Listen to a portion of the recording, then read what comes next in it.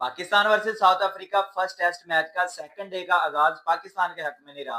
पहले तो मोहम्मद रिजवान आउट हो जाते हैं और 93 के ऊपर खड़े सलमान अली आगा और दूसरे एंड के ऊपर हमारे ऑलराउंडर शाहिनशाह अफरीदी खड़े होते हैं और 7 स्कोर के ऊपर शाहिनशाह अफरीदी होते हैं और वो 6 लगाने की तरफ जाते हैं और आगा जी की सेंचुरी उसको डबो के चले जाते हैं। और आगा जी जिनके पास सिर्फ एक विकेट बच जाती है पीछे और सिर्फ हसन अली रह जाते हैं और आगा जी वो भी जो है वो जाहिर बात फिर शॉट लगाने की तरफ ही जाएंगे। एक विकेट है, कोई ऐसा प्लेयर रिजवान के बाद नहीं आया जो आगा जी के साथ खड़ा और हमारी टेल 63 62 के ऊपर रिजवान आउट होते हैं और हम 378 बना के जो है वो सब कुछ सपाचट करके चले जी। हमारी फर्स्ट इनिंग कंप्लीट हुई और हमारे ऑलराउंडर साहब जैसे आईपीएल खेलने के लिए आए हैं और शॉट लगाने की तरफ जा रहे हैं। कम से कम आप आगा जी की सेंचुरी तो कंप्लीट होने दें।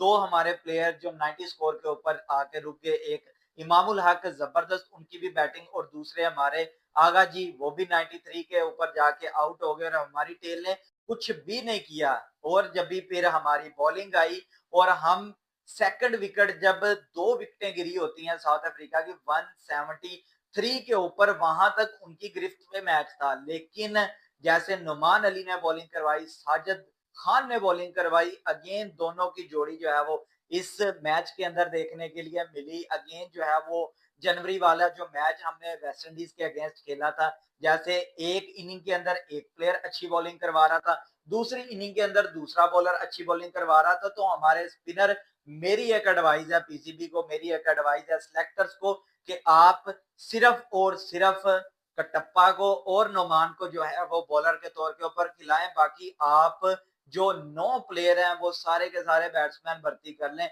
सब ऑलराउंडर भर्ती कर लें। लेकिन आपके पास अगर ये दो बॉलर मौजूद हैं तो फिर जो है वो आपसे टेस्ट कोई भी नहीं लेके जा सकता, क्योंकि शाहिनशाह अफरीदी ने भी बॉलिंग करवाई, हसन अली ने भी ओवर्स करवाए और उसके अलावा सलमान अली आगा के 7 ओवर 2 मेडन रहे, एक विकेट उन्होंने ली और उस विकेट के चर्चे जो आगा जी को क्रेडिट जाना चाहिए था, वो क्रेडिट जो है वो किंग बाबर आजम को चला गया, क्योंकि इतना ब्रिलियंट कैच बाबर आजम ने पकड़ा और वही कैच जो है वो उनका एक चर्चा बन गया।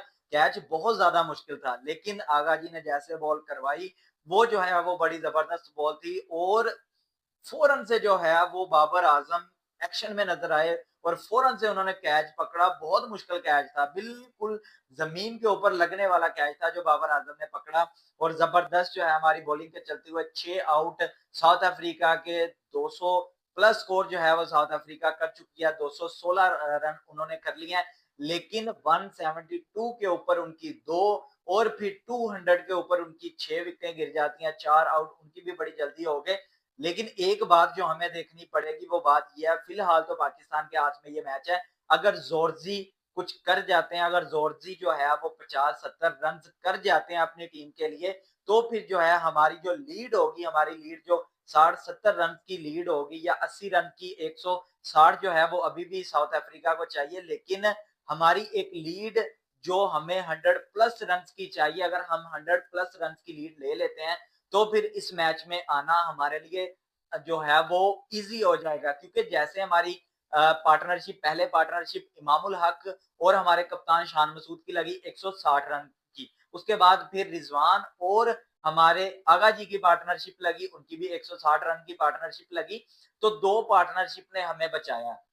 अगर हम 160 देखें तो यही 4 प्लेयर ऐसे हैं कि जिन्होंने जो है वो 320 रन किए। टोटल हमने 378 रन किए हैं और ये 4 प्लेयर चले हैं, ना बाबर चले हैं, ना साउथ शकील चले हैं और ना ही जो है वो उसके अलावा अब्दुल्ला शफीक चले हैं। और हमारी टेल उसने जो है वो एंड ही कर दिया है।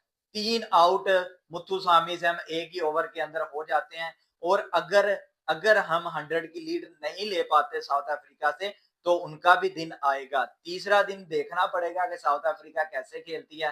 साउथ अफ्रीका के जोरजी जो है वो स्ट्राइक लेना चाहेंगे और मुथुसामी 6 विकेट निकाल चुके हैं, कॉन्फिडेंस एक अलग ही उनका चल रहा होगा और उसी कॉन्फिडेंस के साथ जोरजी को वो स्ट्राइक देंगे और वो शॉट लगाने की तरफ जाएंगे, क्योंकि 6 आउट तो हो चुके हैं, यही 2 विकेटें बाकी हैं। और अगर ये विकेट मिल जाती हैं पाकिस्तान को तीसरे दिन के आगाज के ऊपर ही जोरजी की विकेट मिल जाती है तो फिर जो है वो मैच मजीद जो है पाकिस्तान ड्राइविंग सीट पे होगा, मजीद पाकिस्तान के लिए मैच जो है वो जीतना ईजी हो जाएगा। तो फिलहाल इस वीडियो में इतना है, मिलते हैं नेक्स्ट वीडियो में।